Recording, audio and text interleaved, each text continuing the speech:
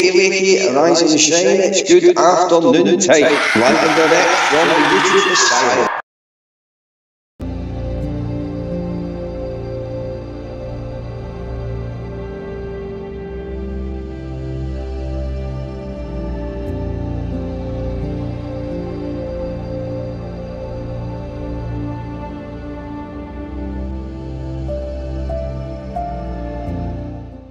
The family are utterly broken.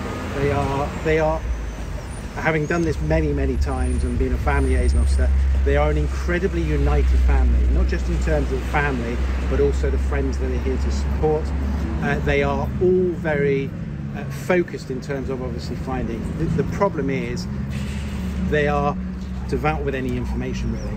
You know, lots of stuff was coming in initially, but they are now without much information. I think certainly within the last 48 hours, I have shared information with them and found information out that they didn't know, and I've confirmed and challenged some other stuff. So, and I continue to do that. And obviously my focus now, when I go back to England, is to find these two men and to go and see them. And the key witnesses are now back in England. So I will go and speak to them next week. There is lots of communication that I've been sent, and I want more communication. The problem is with a lot of the communication that's had been done by Snapchat, and as we know, Snapchat disappears. So unless it's been screen grabbed, and some of the communication has been screen grabbed, then it's going to be lost. Jade had enjoyed himself that night. They'd consumed quite a bit of alcohol. That morning, when he left the club shut at 4 o'clock. He came out of the club, they sat outside on the wall for a short period of time, wandered around, trying to work out what they were going to do. Jade was during the course, I mean, many of you have seen the videos of him. He looked quite drunk at stages during the course of that. But when he comes out, I am told by people who spoke to him that he was quite in control of himself. So when he goes off with these two men, he is in quite control of himself. What we don't know is why he went with these two men, what was the purpose of that. And did anyone try and stop him from joining these two men in the slaughter? No, because at that stage his close friends weren't there. So we're entering day 13 of Slater Missing. Now, I can't help but feel this whole case has been, what can I say, sabotaged, hindered, obstructed by his, well, I'm going to say so-called friends, because if it was my friend missing, I would have give all the information that I could give right from the start. I wouldn't wait till, like, say I'm Brad, I wouldn't wait till day, 12 to give in that kind of information. So the search now is changing direction because of Brad's interview yesterday. There is somebody over there down I think it's called Down the Rapids on TikTok. I will leave links for Haley Comet, down the Rapids, and anybody else that I think makes good points on this case. I'll leave in the comments and you can go over and have a look. Some of them are on TikTok, and I think some of them are on YouTube. So let's have a look at. I'm also going to have a look at the theory of the boat, which I don't think is plausible, but a lot of people are talking about it now. So I will put that out to you. So let's have a look at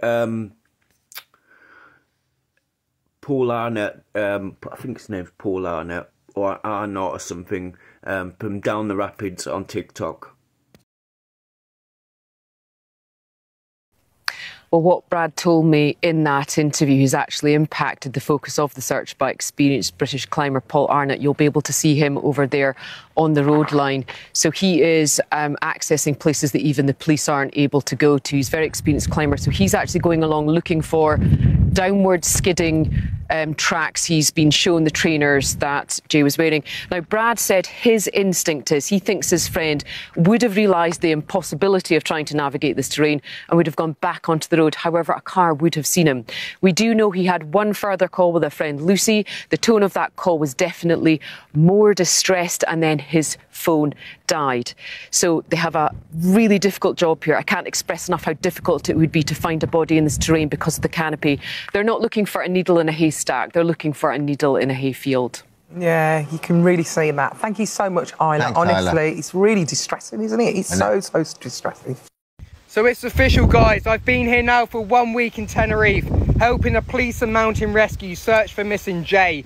Now, the police have officially made a big announcement.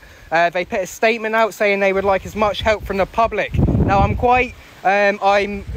tomorrow feels quite promising, guys. So many people from around the world have messaged me. They said they're going to meet up the top there. They're saying they're going to get involved in the search. Now, not only this, loads of people who actually live here in Tenerife are also coming over. A lot of hikers and stuff. Now, the hikers and people who don't really have too much experience, you know, they're going to be sticking to paths, I imagine, guys. I wouldn't recommend coming off grid too much. What you guys need to remember is please dress appropriately. Please do not turn up in shorts. Please do not turn up in short sleeve t-shirts. You need to be fully covered. You need a hat and you need glasses. Not only this, guys, if you're going to be out in the sun, please bring at least 4 litres of water. Not 2 litres, not 3. Bring 4 litres of water, because I assure you, if you're coming out all day, you will need it. Not only this, please bring some sugary snacks, bring some carbs, okay? So bring, like, I don't know, some bread, a sandwich, something like that, and bring some sweets, because these sweets, keep them in your pocket. There's going to be points when you're going to feel like you're absolutely drained. You're going to need these sweeties, guys. Now, I'm going to keep doing my own thing. It's not about, you know, it's about the whole group getting together and everybody finding Jay. It's a massive group effort, and the more spread out we are, the more chance we have of finding Jay. That's what this is all about, guys. So as a collective group, hopefully tomorrow will be really progressful, I hope. And I'm sure it will be, I really do. Now, I have been speaking to the whole family, Brad, their friends, all that sort of stuff, and they're all amazing, guys. They really are. And they're an amazing bunch of people. So I just want to put that out there. Absolute legends. If you are coming tomorrow, guys, I look forward to seeing you all. I know quite a lot of people around here have been saying hello and those sort of things. So people, hopefully these people will come and help tomorrow. We'll see what happens. But big love, guys. I'll see you soon. So let's go over exactly what they want us to believe now, or what they say is the truth. So it doesn't actually change the timeline, but it adds stuff into the timeline. So what we first thought was that his first kind of contact was to Lucy.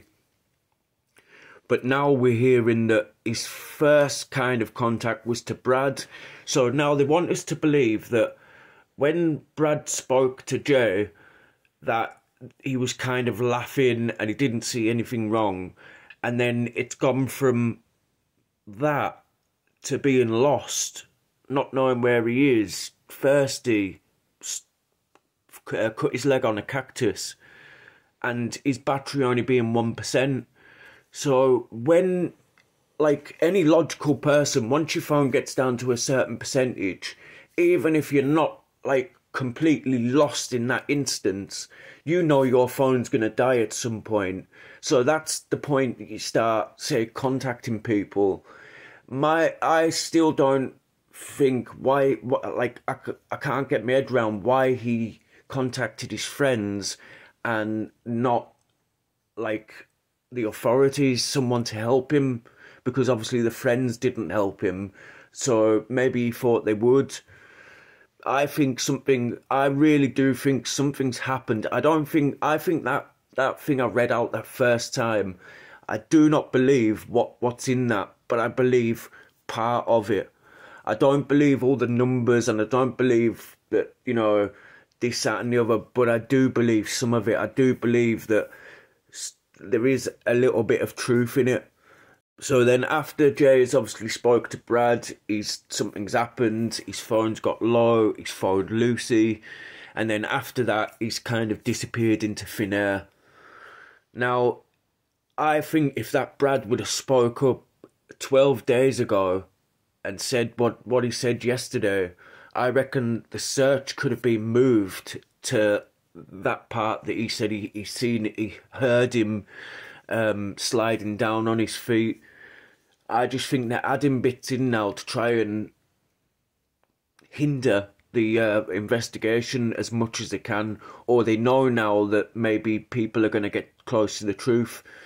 So now, how many days now is it that investigator Mark Thomas has been over there? I think 2 days now, coming into his 3rd day.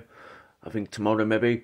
and he's still not done anything. First thing he does is a press conference interview or whatever it was.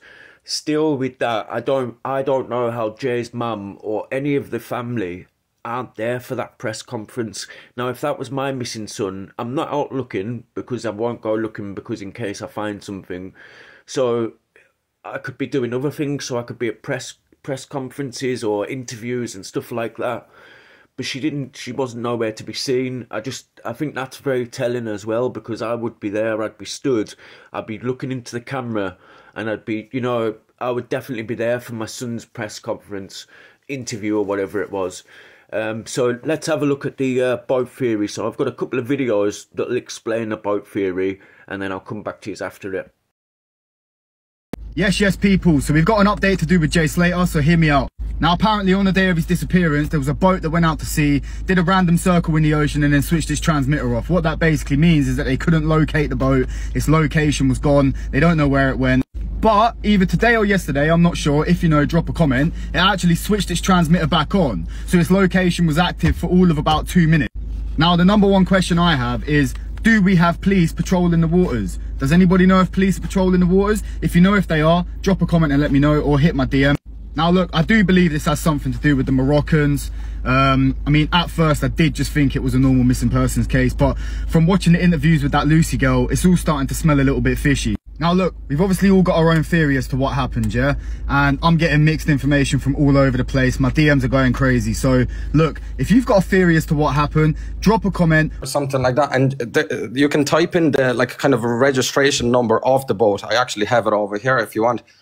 So that's 205. Hang on, 205. 8101. Yeah. 810130. And that comes back as the Mariba. Yes, yeah, sailing vessel. And it's, yeah. So the last time it was actually online was bang on 8 days ago. So that was when himself went missing, which I... So it's quite a big boat, isn't it? Yes, yeah. I'll get a picture. Hang on, what, guys? Take that down. Yeah, so as I said, it just seems all very weird. And like the thing is, like the boat came to the beach at 4:30 in the morning and left then a couple of hours later. And the beach was very, very close to where Jay went missing. So, and as I said, it's really not normal for a boat to turn off its transponder. It just isn't. It just isn't. It's like turning off the transponder in an airplane, you know, so they can't see where you're going and stuff like that. You just don't do that, you know. It's just, you don't do it, which is very, very weird. I have set up a couple of things over here. So I have the registration number of the boat. So the boat is registered in Belgium. Okay, so my idea was to just ring a port in Belgium, and what I'm going to do is just say that I'm a potential buyer of this boat, and I really want to see the history of the boat, type of thing. Okay. Which this is actually legal. You can do that, but you have to ring the country where the boat is registered from. So they could give me a name or something like that, but at the same time, if I find out who it is, I could get myself into trouble, if you know what I mean. Yeah. So I think I might scrap that. But what else I did is I'm tracking the boat all the time. So I actually have like notifications set on my phone and on email and all of that. So as soon as the boat comes back online, or moves or whatever, like I'll be notified straight away. So like if it's going to be anywhere, let's say Africa, like, well, it is close to Africa anyway, but if it's going to be anywhere close to like Morocco or something like that, now that is a genuine red flag. And then my next step would be reported to the authorities, because I don't think they know about it, you know. And just, like, put it this way, like, I've obviously never kidnapped someone, but if I was about to do it, if I wanted them to disappear, I'd probably put them on a boat, you know, that kind of way. What country is this? So it's just one of those theories that, like, it's mad, but it's a very, very high chance that it's true. Yeah, it was in San Sebastian in Spain yesterday. What was? This boat, I think. Oh no! This no. Oh, this that's a different boat. Sorry, it's come up with a different one now. Yeah. So that's why, like, use the number that I've given you. So if you go to like vesselfinder.com, just type in the number there. You can actually view the details about it and stuff like that. You can see the photos of it and all that stuff. I mean, I think if this is possible, I don't think he ever got off the boat the other side. Yeah, do you know? But do you know what? And another thing is as well, if the boat comes back online, and if the money, if the £30,000 will be gone from the GoFundMe, then that's another red flag as well. You know, I think I'm onto something, but at the same time, if I'm gonna keep on digging it, I could get myself into trouble.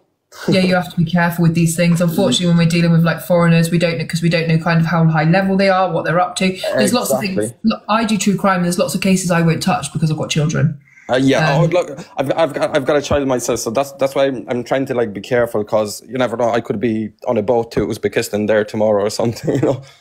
Yeah, do be careful, because I always find like if someone passes me like some kind of Scottish gangster case where someone's been shot and I'm like, nah.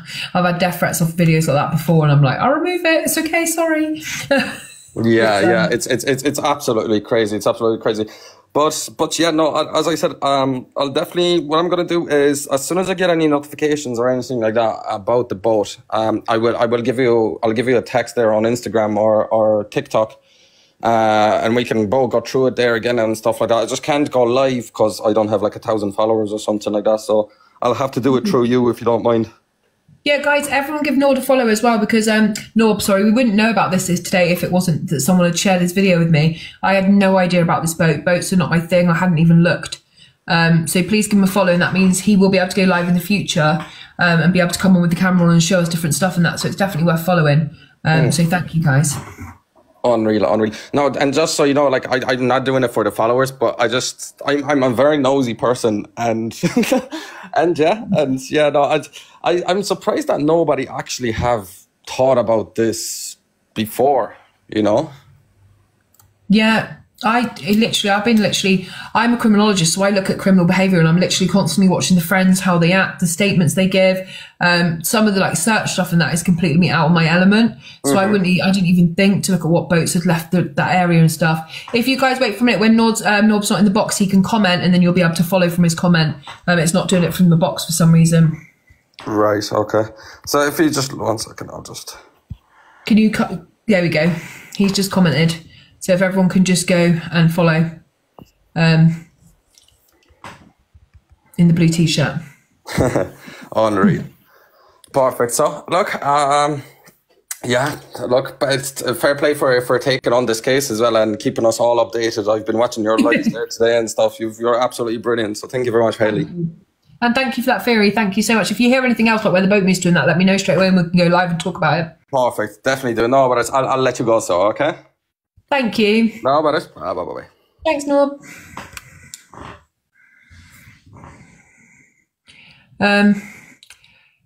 Non-stop rot. Can one of the mods please pin Nob's comment, please? What's non-stop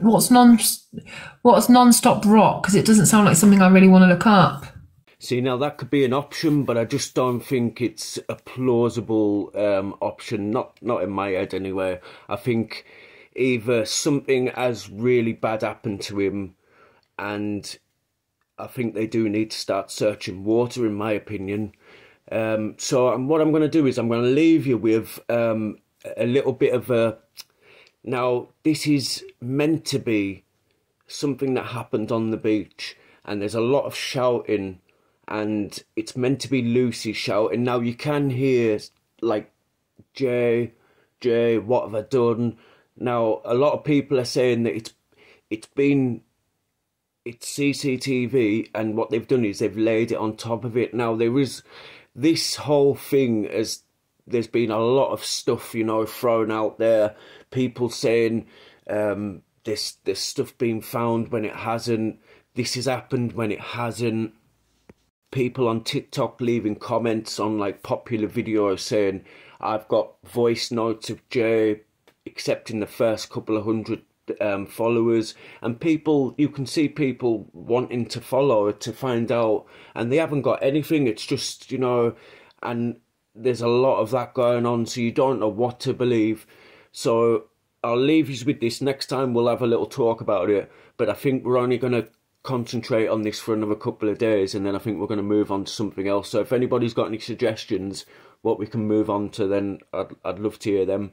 So I'm going to leave you with this, and then that's going to be it for this one, and I'll see you on the next one.